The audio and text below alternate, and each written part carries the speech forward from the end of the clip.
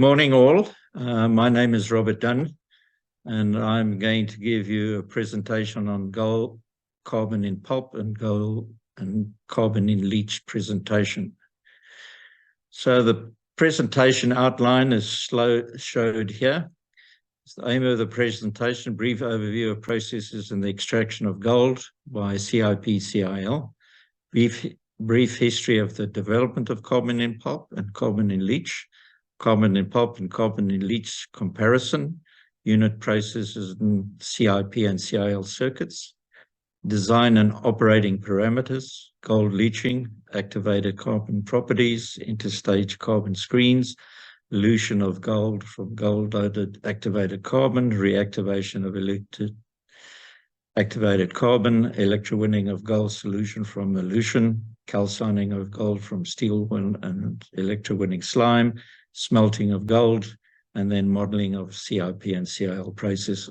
So you can see that there's a lot involved in the presentation, and I'm just really going to give you the highlights of what I've shown you here in terms of the presentation.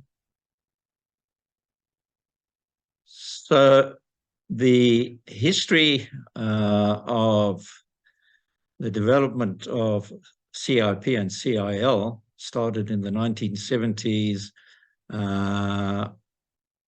and at that particular stage, all gold mining companies were really treating gold ores, or leaching gold ores, and recovering gold by the Merrill-Crowe flow sheet. The problem with the Merrill-Crowe flow sheet is that it couldn't really treat clay ores and oxide ores, couldn't be treated economically. And the reason for that is, if you look at the left-hand side that shows the Merrill-Crowe circuit, you actually leach the gold and then you go through a filtration step where you do a solid liquid separation, and then you have to have a clear solution going into the zinc precipitation, and then the gold is precipitated by the zinc, and then you go through a filter press and recover that zinc gold precipitate, and which you smelt. So that the biggest problem is the dewatering step, which is this filtration or thickening step, and that did not allow you to treat these ores. The CIP process basically showed on the right-hand side, shows you going, again, crushing, grinding, leaching, and you go into there, and then from there you go into tanks where you add the carbon. The carbon is quite coarse, and what happens is the gold is absorbed onto the activated carbon, and then you recover that activated carbon through a screen. Then you go through, and then you essentially take the gold off the activated carbon by stripping or elution, and then the gold solution coming out of the elution system is the electrowinning, and you go to smelting of gold and form gold bullion. So you can really see the difference. So that allowed one to really treat these clay and oxide ores, which opened a totally new avenue for people treating gold ores. So essentially, there are two systems that are used in the carbon in pulp and carbon in leach processes. The carbon in pulp, which is called the CIP, was the flow sheet that was originally designed and used by most people in the early days, in the early 90s. And it was, but now it's mainly to treat very high-grade gold ores and treating ores in a very cold climate. The carbon in leach process originally the option was for treating preg-robbing gold ores, but now is the preferred option for treating most of the gold ores that you come across. So the figure on the left-hand side really shows you the flow sheet, but the real difference is the absorption train, where you have the carbon or leaching in carbon. So you see in the carbon in pulp, which I show here with the arrow, the tanks there, but there's no carbon in those tanks. and you then go to a separate circuit to a very much smaller tanks where you actually add the carbon, and the carbon concentration here is very high. Where on the right-hand side, you see the carbon in leach. You see the tanks here where the arrows are. And in this system, you add the cyanide and the carbon into the tanks at the same time. And that's why it was originally used for preg-robbing ore, because if you went to the CIP circuit, a lot of the gold would have absorbed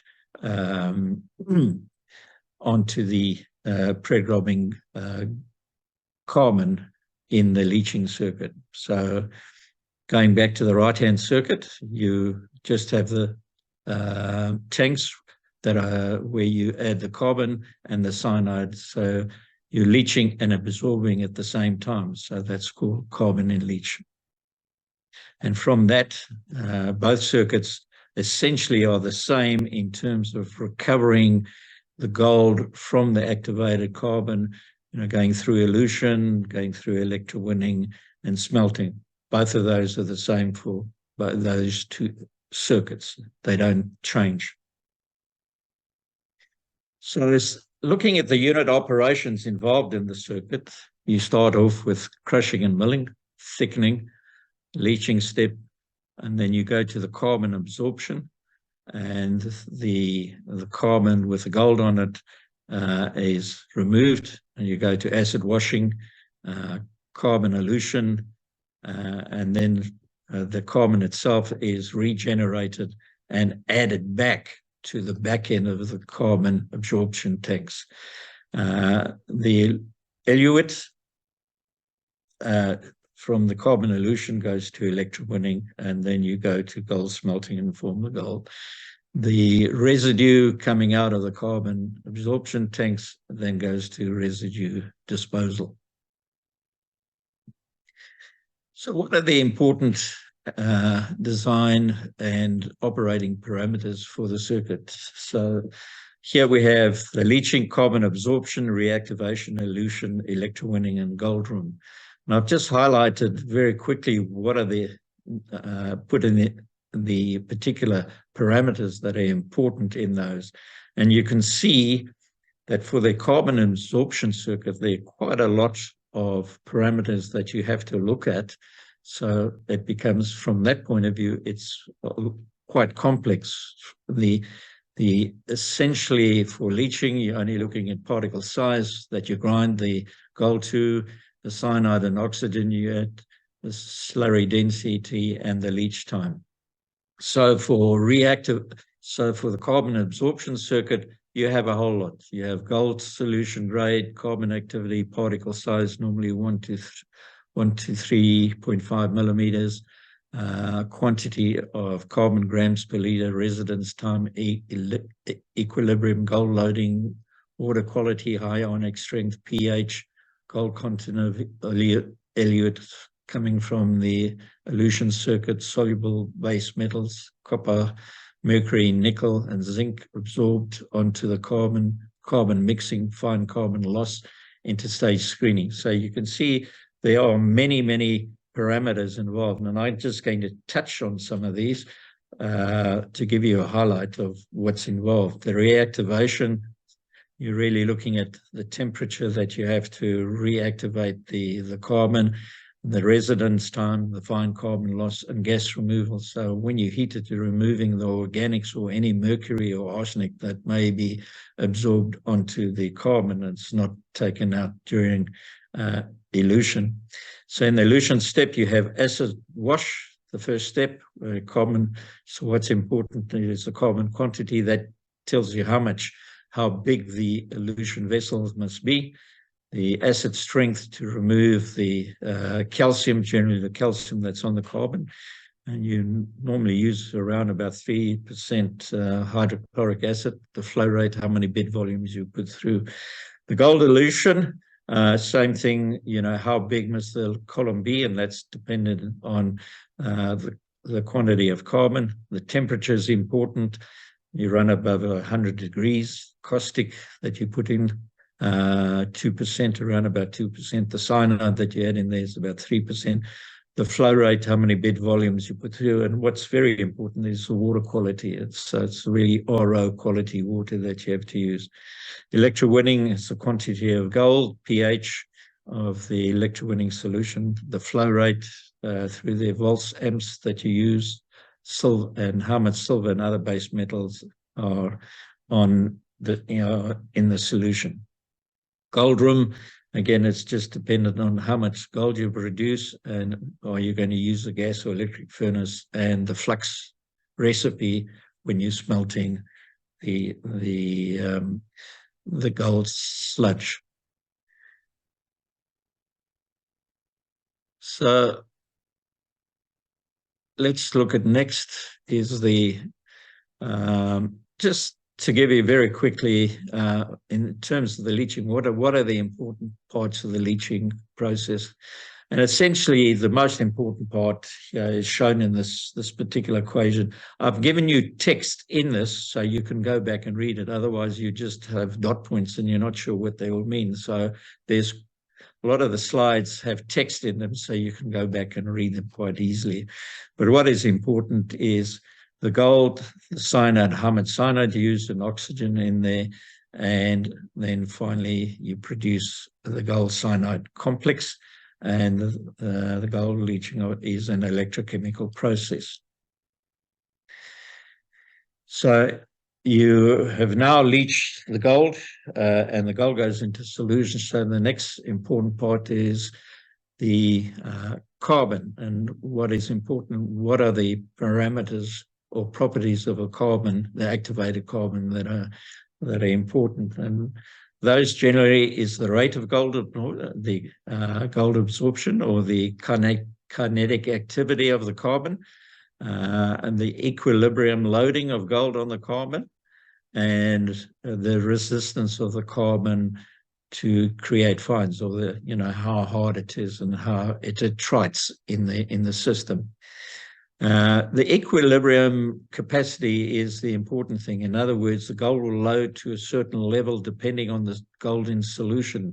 If the gold in solution goes higher, essentially you load more gold onto the carbon, but the downstream, the gold in solution goes up as well. So you've got to balance that. If the gold in solution decreases, what happens is the gold on the carbon gets stripped off to another equilibrium point, and that gold then goes to the next stage. So you have to be very cognizant of the fact that it's an equilibrium process. It's not like the Merrill-Crowe where you just add zinc and all the gold will just drop out. So I've shown you here some of the carbon that they use. Generally, most of the people will use coconut carbon, which is shown here. You also get extruded carbon, which people use, that's from peat or coal. And one of the important, so you essentially, in terms of making the activated carbon, you generate this pore structure in the carbon. You get macropores, mesopores, and micropores in the activated carbon.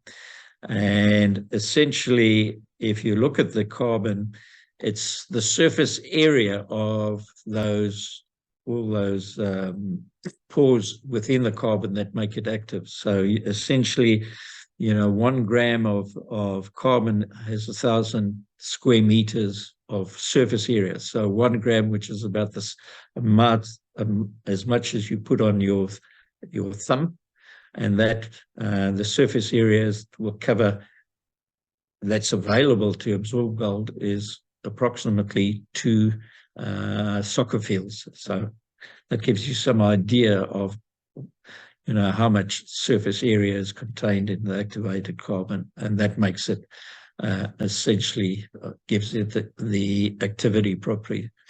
So I've just shown you here the activity test, how you use the activity test to determine the activated carbon activity. And there's a standard method for it. And you show here what that rate, which is this K here, that's important, is the rate of absorption. That rate constant can see for virgin carbon and for regenerated carbon. We'll talk a little bit later about the modeling side of the carbon in pulp process. This shows you some characteristics of the carbon. It says the size of the carbon in terms of mesh. Generally, as I said, it's anywhere from 1.5 to 3 millimeters. That's a apparent density for the different carbons from a particular supplier. The ash content, you see, is low ash. And this is the absorption. Essentially, they use carbon tetrachloride to monitor the efficiency of absorption. The platelets, that's something that's important. That's the size of the carbon in there. If you form platelets, they tend to block the screens in the carbon in pulp and the carbon in leach circuit. So you don't want a lot of platelets. Pan hardness gives you some idea of how hard the ore is and not generate fines. The attrition loss is how much you're going to lose. And this again gives you the gold absorption rate after 1 hour. You can see the factors there, and the gold absorption capacity, which is the K value, the maximum in terms of the gold that will absorb on the carbon. So this gives you some idea of the profile of the gold loaded on the carbon as it goes down the trains, those absorption trains. You can see here the extraction efficiency, how much gold you're actually taking out of solution. In this case, for each stage, it's 60%. So it's 60 in the first stage, and then going into the second stage, 60, 60, 60. And you can then calculate how, knowing the original value of gold in solution, this shows you the profile down here of gold in solution, and this shows you the gold loading on the actual carbon. So the important factor here is how much gold is in the first stage, because that's what you're going to elute. And the other important factor is this gold that is in stage 7 in the last tank, because that's the gold that's going to be lost out of the gold plant. So now, just on the right-hand side, what I've showed you is this efficiency changes, and this could be due to the fact that the carbon activity is decreased for some reason. It's got fouled or hasn't been reactivated properly. Now it's all 50%, and you can see what the gold in solution is, and you can see what the gold loading is. And you can see here that the gold going out of this circuit is 0.039 ppm. So you've really got about 5 times, in terms of changing the extraction efficiency, the losses have gone up by 5-fold. These are the interstage screens. So when you have the carbon stays in the tanks. Each tank has carbon in it, and a certain amount of carbon in each tank. So generally for carbon in pulp, you will have around about 30 grams per liter of carbon. And for carbon in leach, you'll have anywhere from 7 to 15 grams a ton in the slurry.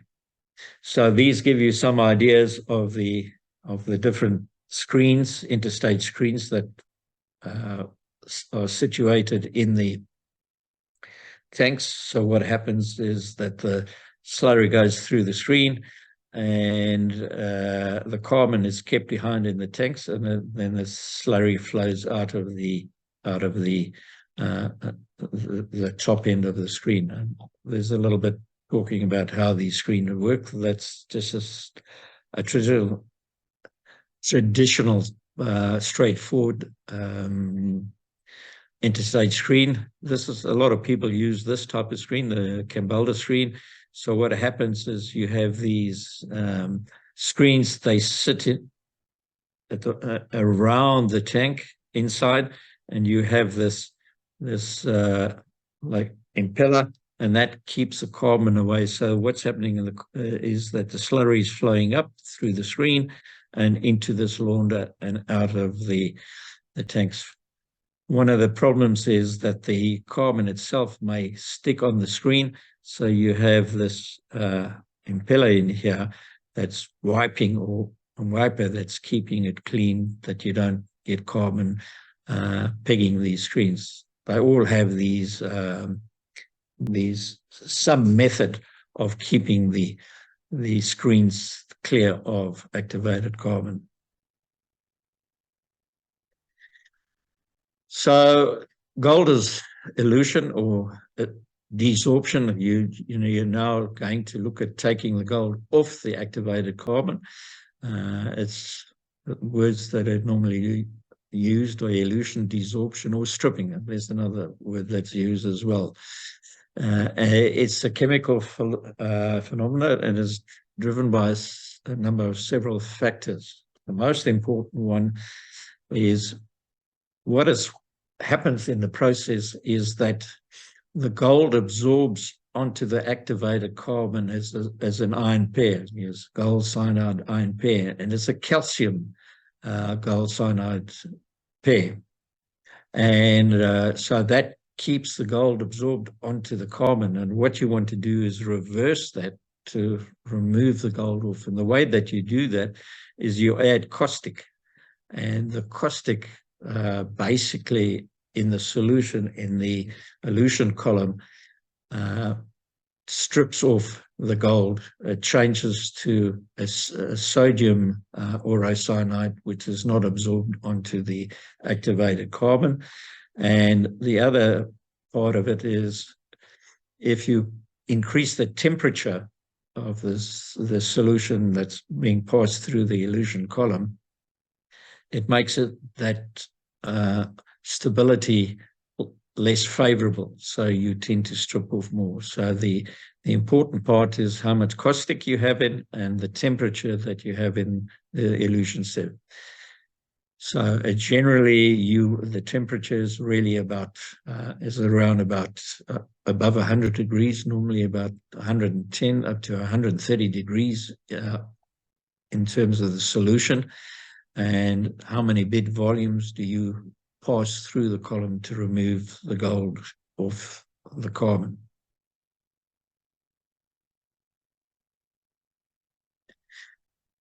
So another part that's important is, we talked about, is the calcium. The calcium, if you get more calcium in the water, it won't actually elute the gold off the carbon. So you want to reduce the amount of calcium in there. So the water source, the water that you use, must not have any calcium in it.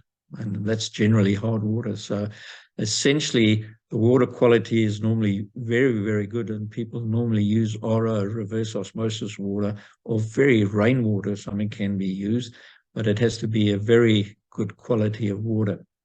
The other place where you may get calcium in is from the sodium hydroxide.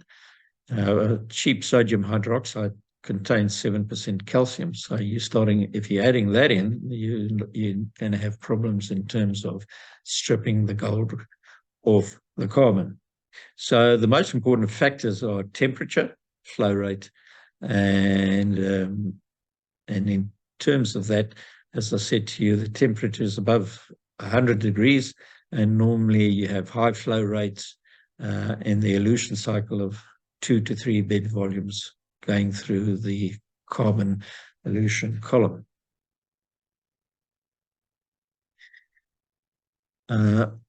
Types of elution systems. There are two. The first one was really the Zadra system. That was, when carbon pulp first came in, everybody generally used the Zadra elution process.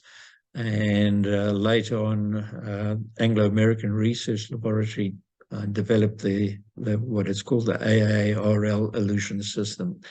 The difference really in the two systems is that the Zadra system is continually, as you eluting the gold off the carbon in the elution column, it then goes through an electrowinning cell and takes the gold out of solution, and you then add that solution back into the elution column. The Anglo-American system splits the elution and the electrowinning, So you elute, and then you go into holding tanks to hold the eluted gold, and then you have a separate system of passing it through into the electrowinning circuit. So this shows it again in pictorial form. Here's the Zadra system. Here's the elution column, heat exchangers to get the heat up, and then it goes through the electrowinning cell, and it goes back into the system. The advantage is you're taking the gold out, so the solution contains not a lot of gold going back into the column, and that increases the efficiency of the elution cycle. On the right-hand side, we see the Anglo-American elution system, same, but here the elution goes into a holding tank, okay, and essentially then you separately go through the electrowinning cell and go back in there. The one other advantage of the Anglo-American system is you use less water compared to the Zadra system. So when you fill up the tank, sometimes they have two tanks. They will elute the high solution here and to go through electrowinning cell, and then halfway through the elution, they will then go through into another holding tank and fill up the gold solution in there. So for the next trip, they'll take that solution and then they'll pass it through the cell again to get a high-grade solution for the electrowinning step. So the advantage, as I said, is not using a lot of water in the Anglo-American strip system.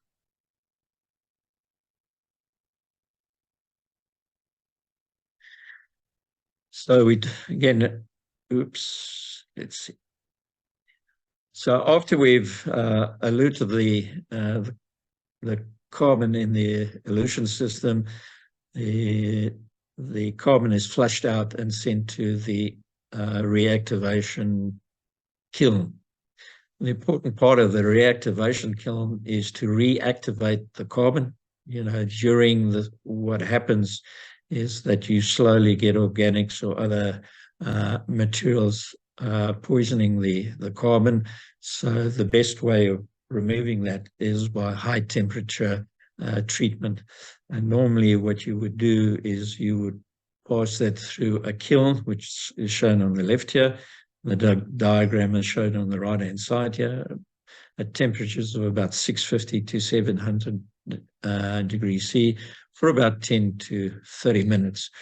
It must be in a non-oxidizing atmosphere, otherwise you're going to start burning the carbon. Essentially, you just want to remove all of the material out there and not start burning the carbon.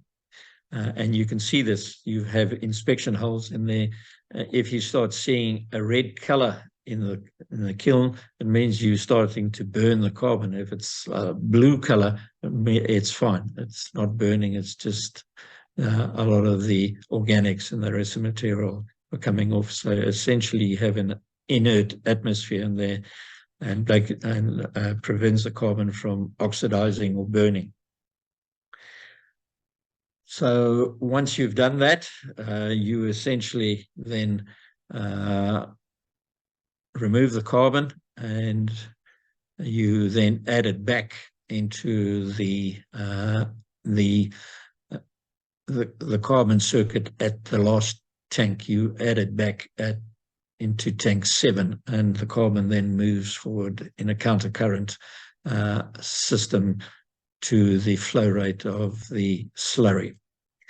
The design of the kiln is a function of how much carbon you have and the residence time in there. So there's a specific flow rate that you need to reactivate the carbon. We'll go on to the electrowinning process, and the electrowinning process is really all about recovering the gold from solution. In other words, you've got gold in solution, you've now got to convert it to a metal, and by doing that, you actually add electrons into the system, and you convert the gold cyanide complex that's been stripped into metal, and that metal then is concentrated on in the electrowinning cell. So the top left-hand side shows you a pictorial view of the electrowinning cell. You have a rectifier that sits up that pumps in electrons down the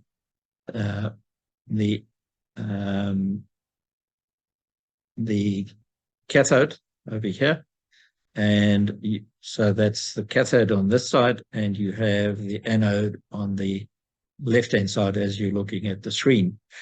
So in terms of the gold, which is a cation, it's a plus. Okay, so cations go to the cathode. This is the cathode, and the anions, which are the negative ones, they go to the anode. So this is the anode here, and this is the cathode there. So you plate the gold on here, and you get reactions, other reactions on the anode here. And generally, oxygen is developed there when hydrogen. So on the left-hand side, we show you what's happening. So there's the cyanide complex, anions at it. You form gold solid, also generate some cyanide. Cyanide comes out of there. So the gold cyanide ion, electrons in, gold solids out. And here on the cathodes, you essentially got the water, and you break down that water into oxygen and hydrogen. So those are the reaction. This shows you an actual electrowinning cell. So you have the cathodes, anodes all built in here. You have a buzz bar that connects them electrically, and they all then go to a rectifier, which puts in the current and the voltage into the system. So it flows in through the cell and flows out from there at the back end here.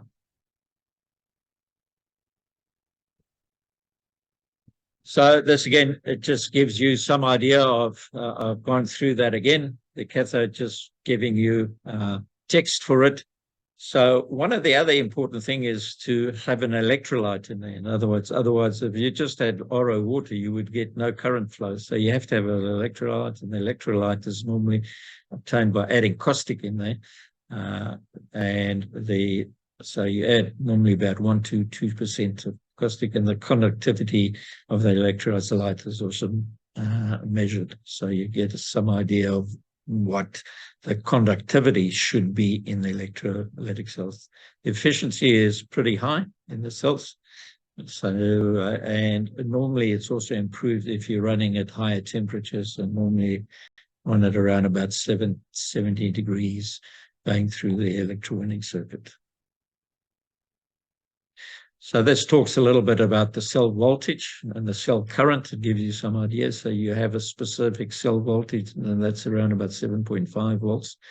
And the current, you've got to make sure that you have enough current through the system, but there comes a point where if you add more and more current to it, all you're doing is generating more oxygen and hydrogen and just wasting energy in the system.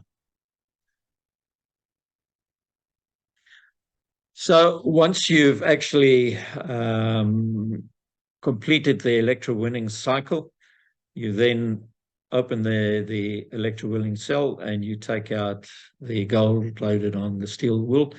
So it can either be loaded on steel wool, or you have particular electrowinning cells and you run them at particular operating parameters, where essentially the gold, silver, and everything forms a sludge and falls to the bottom of the cell, and you just essentially wash that out. You don't actually have to take out the anode. On the right-hand side, you see a normal, simple anode, simple cathode, and it's wrapped with steel wool. You wrap it around the cell, and then you add it back in there. Steel wool has to be of certain quality and essentially fineness terms of using it for electrowinning. So here we take those cathode or cathode slimes out, and we put them in an oven, which is shown down here. Put them in steel trays, and we heat them up to about 750 degrees. And so what's the purpose of doing that? The purpose of doing that is to oxidize the iron and any other impurities such as copper or compounds that sit in the steel wood and sludge. So in terms of the smelting process, you oxidize most of the metal. You don't oxidize the gold, but anything else you oxidize, and those oxide minerals will then be captured by the slag. They will go into the slag, and you then purify the slime by doing that. So essentially, 750 degrees, and you add air, lots of air into the system to oxidize the impurities, and you generally run this overnight. They in many cases they see sitting on stainless steel trays, and as I said, you put them in the oven overnight. So when you've completed that, you take it out. You take the calcine product out, mix it together, and then you go to the next stage, which is the gold smelting. So this is the final stage, and from this, what you would do is you take the calcine, you mix it with the fluxes, the smelting fluxes, which are silica, borax, nitrate, fluorspar, and soda ash. The silica and the borax make the slag and also reduce the temperature of smelting, and that's where the oxide minerals or oxide products are recovered. Niter is also an oxide, so if you have any iron left or anything, sulfur may be left behind, sulfides may be left, and the niter will oxidize those in terms of the slag. Fluorspar will also reduce the viscosity, and the clarity of the slag is improved by adding soda ash. So why is viscosity important? If you have a very viscous material, what happens is the gold doesn't settle to the bottom. So essentially, the smelting process is a high temperature gravity separation. So you smelt everything, and everything's in liquid, and essentially all the light materials will float to the top, and all the heavy materials will float to the bottom. Similar to adding oil to water, oil will float because it has a lower density, and the water has a higher density and it sits in the bottom. So that's the way you separate them, and essentially by doing this, you can produce a gold doré of about 95% precious metals. When you say precious metals, it's gold and silver.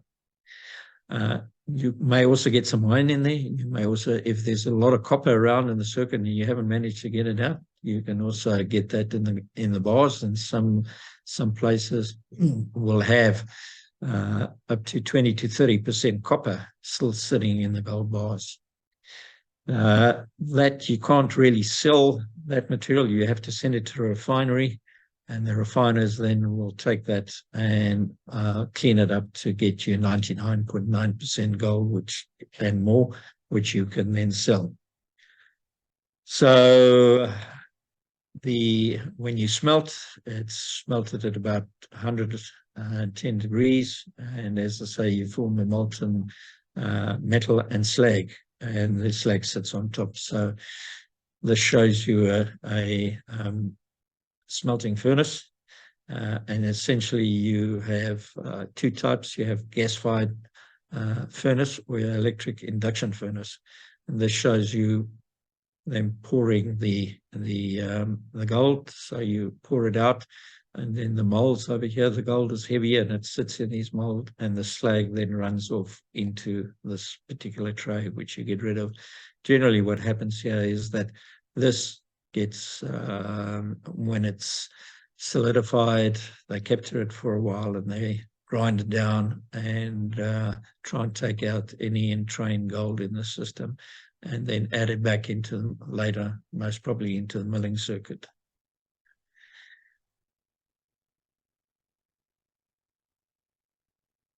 So that's the essentially the gold. So at the end of the day, you've gone through all the processes to make doré gold bars, and you then, as I said, send it to the refinery. Also, the whole process can be modeled. They're, quite sophisticated models, and this just this gives you some idea of what you would be looking for in terms of the modeling to help you understand what loadings you will get, what gold solution losses you will get, how the changing the carbon in the tanks, what that will do, how you can change the gold efficiencies in there, and it will also give you some idea of what the circuit would look like, and then you can use that to develop capital and operating costs for the whole CIP or CIL circuit. So this gives you some idea of the modeling system. So this is based on SGS, shows you they've got quite a good model. A lot of people have their own models for the CIP processes. So you start off with the rheology test work to decide what the density is going to be in the leaching and absorption columns. And that's important because if the density is too high, one of the things, there are two parts to that. You don't get a lot of oxygen when the density is too high, but you can also find that the carbon will start floating at because it's quite has a low density, it'll start floating. And if the density is too low, the the carbon will sink to the bottom of the tank, and it's very difficult to then get the carbon to mix and get mixed properly. So in terms of the modeling, you need to determine the gold leaching kinetics, how fast the gold leaches into solution. The next part of it is how quickly the gold is absorbed onto the carbon. The two parameters, the K, small k, and the large K. And then you do model fitting around the mass rate and mass balances. And then you get the profiles, and you can run different scenarios. So this shows you the model, putting in the tonnage, density, head grade, the leach absorption constants, number of leach tanks, targeted gold concentration, loaded elution. So all of these parameters you can put in the model and see what effect they have. So this really looks at the density. So as you increase the pulp density, so the yield stress will go up, the viscosity will go up, and here's the yield stress that you really need for the carbon to operate properly. So that shows you where you would be operating at in terms around about here. But normally you would operate at about 50%. So this gives you some idea of the thickening, the density of the thickening. These are the leach kinetics and the models for the leach kinetics here. You can see how the profile changes from high all the way down to low gold in solution. Okay, so that may be 3,000 to 4,000 ppm of gold there, and this may be 0.02 to 0.03 ppm of gold at the back end of the circuit. This is the absorption profiles and the model that you use for the absorption profiles that you would use in the modeling process. This shows you how one can use the many scenarios that you can use. This is the first one on the left-hand side is plant treating 100 tons an hour. It has gravity separation. We haven't talked at all about gravity separation. That's something that all takes place in the grinding, around the grinding circuit. and you then take out any free gold that may create problems. And so the density is 50% solids, and your feed grade coming out after gravity is 0.82 grams per ton of gold, and the leach extraction is, which you get from test work, is 83% in 24 hours, and the KK value there is 52.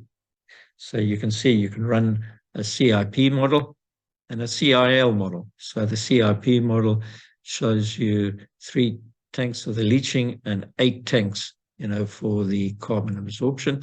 And the CIL shows you 6 tanks and the particular size of them and the hours. So here you've got 31 hours, you've got 24 hours of leaching, and you've got 7 hours of absorption there. Carbon concentration, you can, as mentioned earlier, the CIP is quite high, it's 30 grams per litre. The CIL is 15, but it can go down to about 7 grams per litre. But just for this particular exercise, that's where it just shows you the loading. Okay, what you can get. You can get higher loading from CIL. Carbon transfer, 1.5 tonne per day carbon transfer. And it's important to hear the mass balance, so the amount of gold going into the circuit, you must take out on a daily basis from the carbon. Otherwise, if you don't take out that amount of carbon, the gold will load up higher on the carbon in the leach tanks, and the gold in the tailings, gold in solution in the tailings will go up. If you take more gold out of the circuit, then the gold loading will go down.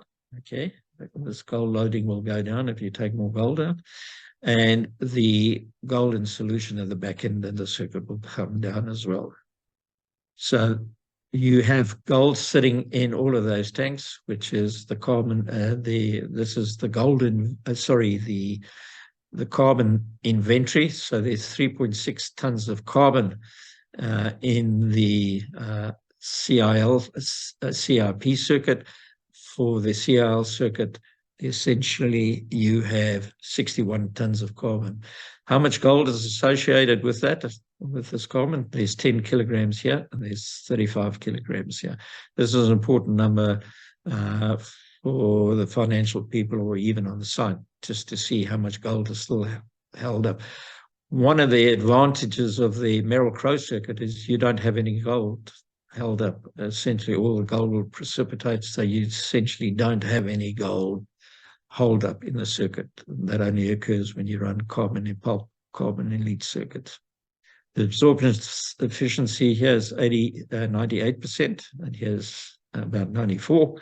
Overall recovery is 83.3, and for the CL circuit, it's about slightly less.